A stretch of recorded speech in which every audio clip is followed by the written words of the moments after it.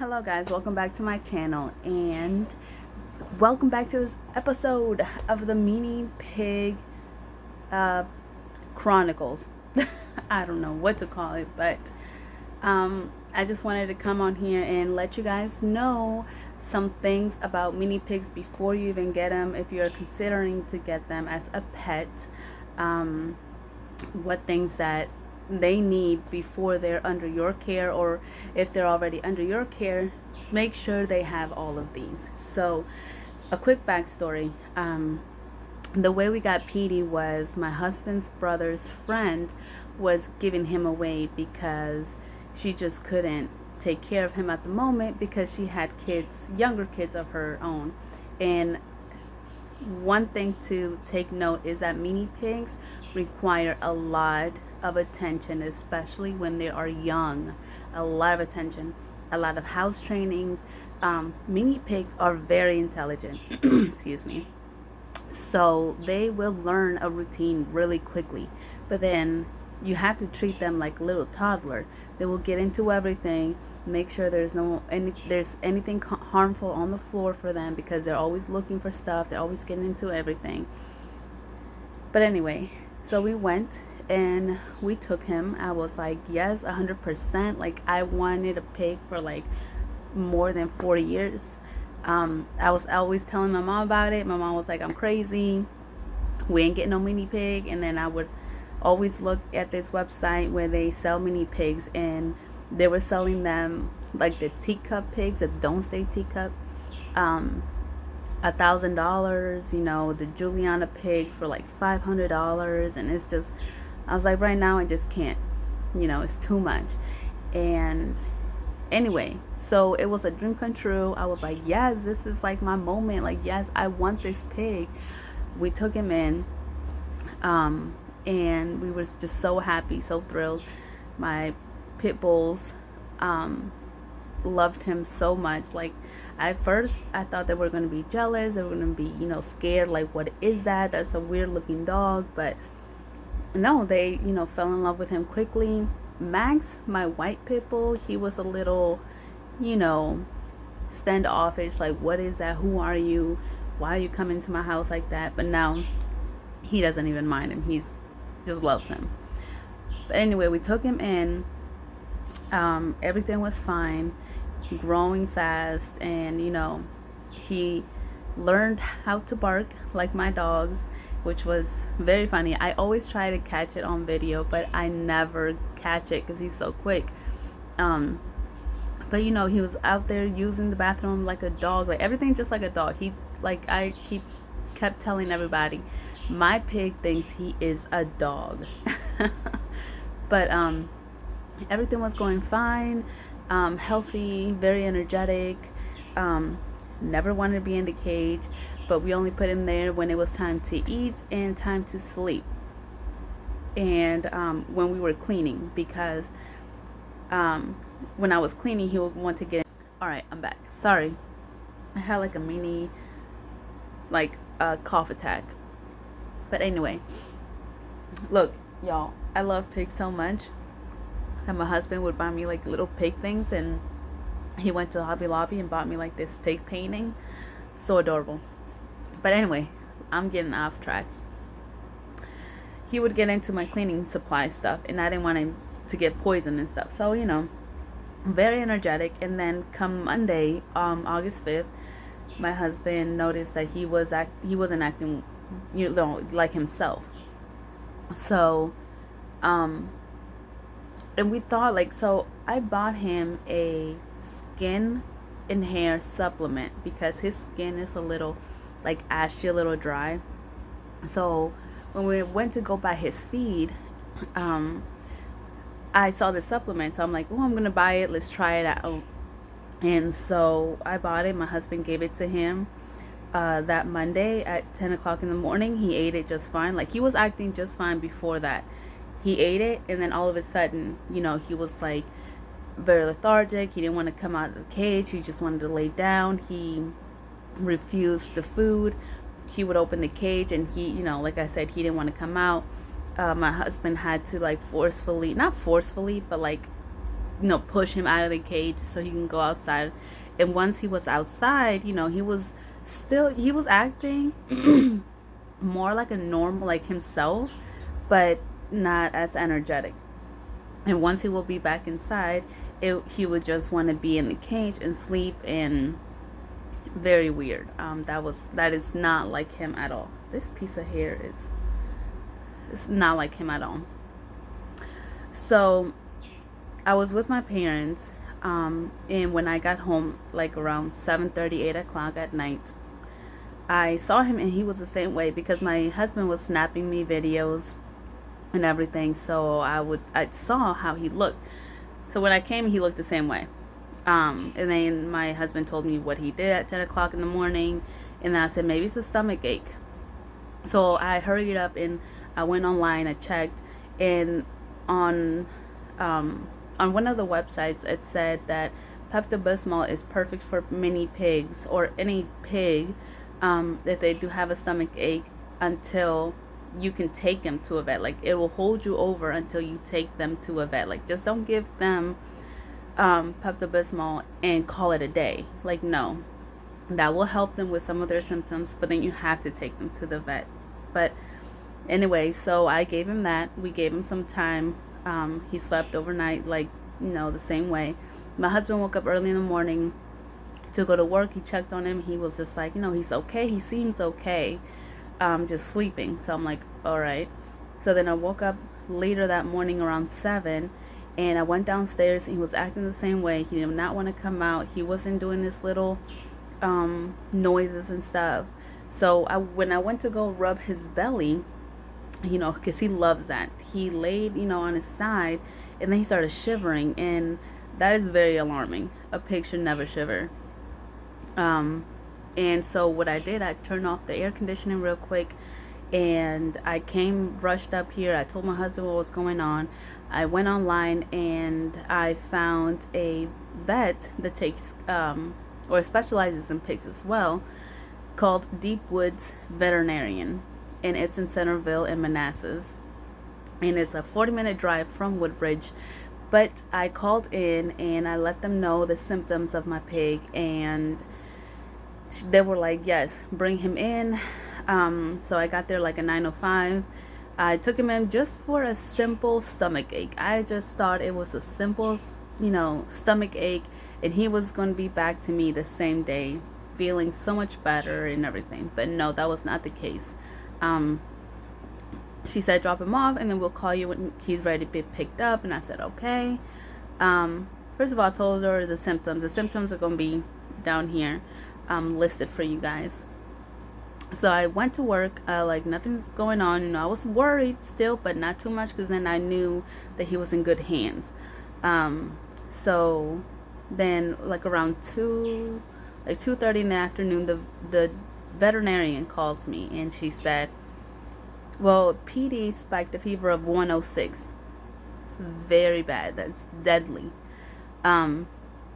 And he threw up this rubbery green 4-inch long thing, and she was asking me what could he had gotten into, what is that. And quite frankly, my boys have all these toys that we can't really keep track of, but I know that there's no green rubbery thing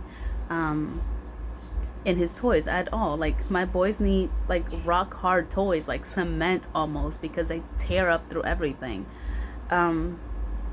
So I just couldn't think of anything, and I'm like, no, I don't know. So she said, right now I'm thinking it's GI, something's GI. And then she told me what she had to do was take x-rays, and hopefully there was nothing in his tract, but if there was, then he will need surgery. And that was from $800 to $2,000. So I was like panicking, because I'm like, I just don't have that type of money to just give away like that. You know what I'm saying? Even though I want to save my pig's life, but that was a lot of money. But right now she said, let's just take the x-ray. So the x-ray and the antibiotics and the anti-inflammatories and the fever reducer medicine, all of that stuff was, within my budget. So I said, go ahead, do it. She did it. Within 2 more hours she called, and she said, he stopped eating and drinking. That just stopped my world. I was like, what in the world? And then she asked me if I have noticed bumps on his skin. And I was like, no. You know, when I took him in, he was scared. Like, he did not know where he was. So I was holding him the whole entire time and rubbing him. So I would have noticed if he had some bumps on his skin. And then she said that it was some bumps on his, what is it, right arm, on his back, and on his one of his back legs. And I said, no, he didn't have that. So then she says, I'm gonna hold up on the x-rays because now I think it's a skin disease. And I'm gonna put the name down here because I'm gonna butcher it so bad. And that's what she thought, because, you know, the fever, the vomiting, that not wanting to eat or drink, and just being very lethargic, that all fits within that disease. So I was just like, oh my, okay. So she said, well, I'm just going to treat it. And then she said, I'll need to put an IV catheter on him. And I said, go for it. And then she asked me what my budget was. I told her. And so she's very good at working within people's budgets. So I really recommend Deep Woods Veterinarian and Ms. Dr. Roberts. I'm going to put her whole name down here. She's very good with communicating to you guys, you know, to the pet owner of what is going on and everything. So she worked within my budget. Then as the day went by, finally my husband got out of work and he went to go see him. And he looked so cute because he had his little IV catheter on his ear and everything. And he was just being like his normal self, but just because he was sedated, he was acting like, you know, just what is this, like, oh, why do I feel like that? First of all, I love my cup. It says, I just want to drink coffee and pet my dog, which is true, but then I have to be an adult and go to work.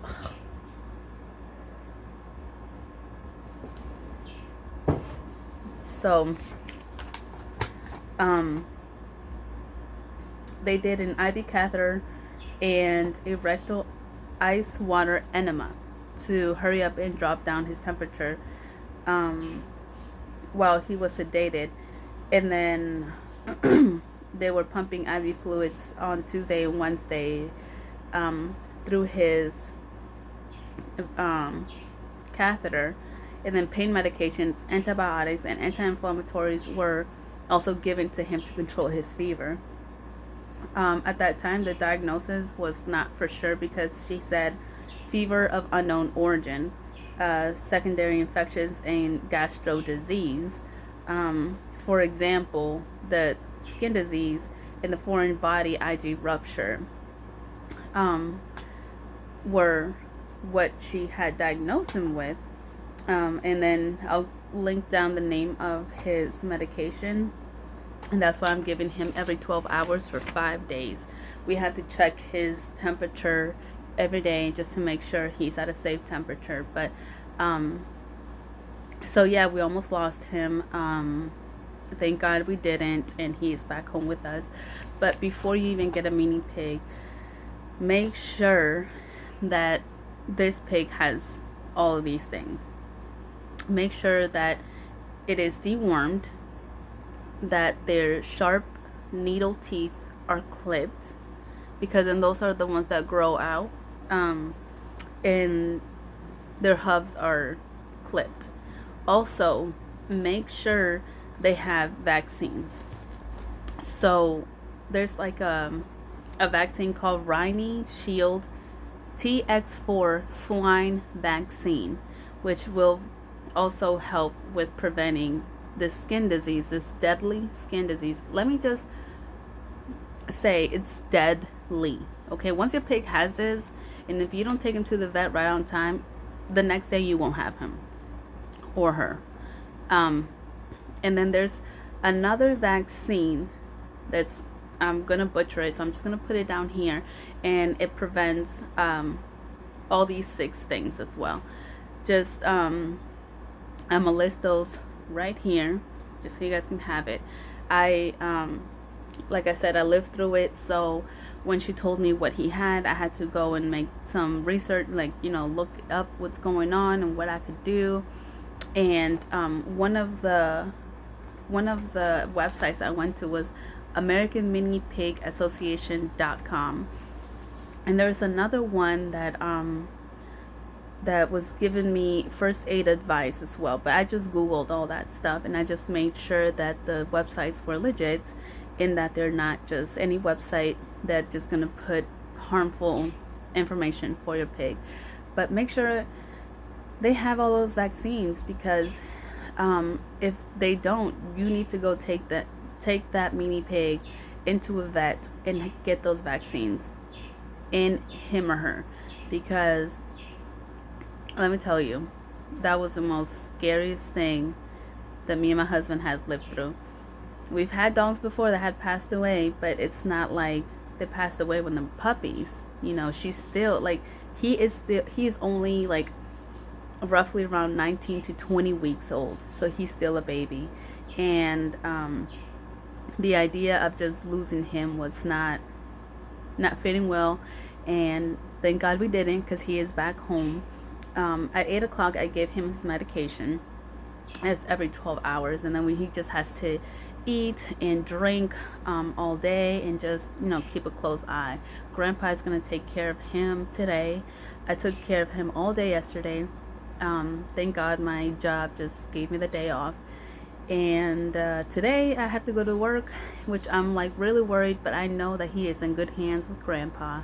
We already told him the instructions, and I would be the one that giving him the medication. So yes, please, if you're considering getting a mini pig, do all these steps first before you do. Oh, also make sure that mini pigs are allowed in your area where you live, because in some areas they are considered farm animals and should not be living in residential areas, and you have to make sure you have a big enough space for your pig to be able to run around and do his thing outside and everything. They also can be trained to go in a litter box, but we ain't about that life. I like to keep the house clean, and I don't like that. So, but in cases that in emergencies or whatever he has to go, he will have that available, but I prefer not to have one. But you can train your mini pig either to go inside or to go outside. Ours goes outside. But yeah, those are like the most important things that I just wanted to stress out about mini pigs. I'm not an expert whatsoever. I'm not a doctor or anything, but because I lived through this, I was researching all the diseases that mini pigs can encounter, and they gave you some reasons as to why they get it, in which a lot of those reasons weren't even because, like, one of them said having very dirty cages to sleep in. And let me tell you guys, we wash those blankets and keep those cages so clean and everything, and I break my back to clean them, so that's not a thing. And then it's like, if he came in contact with another animal that had it, and just I'll like link that one, I'll put it down here somewhere. That also gave me a lot of good tips. But please, for the love of God, have those things on your pig ready to go, so you can have a healthy, loving pig, and that could live with you forever and ever and ever. So thank you guys so much for watching. Don't forget to like, comment, and subscribe. And if you would like to share this video, you are more than welcome to. Like I said, bye. So there he is. What you telling me? You want some water? What he wants to do is get out to eat those things. I'm gonna let you out. Look at him go. I knew it. Alright. Come on, Petey.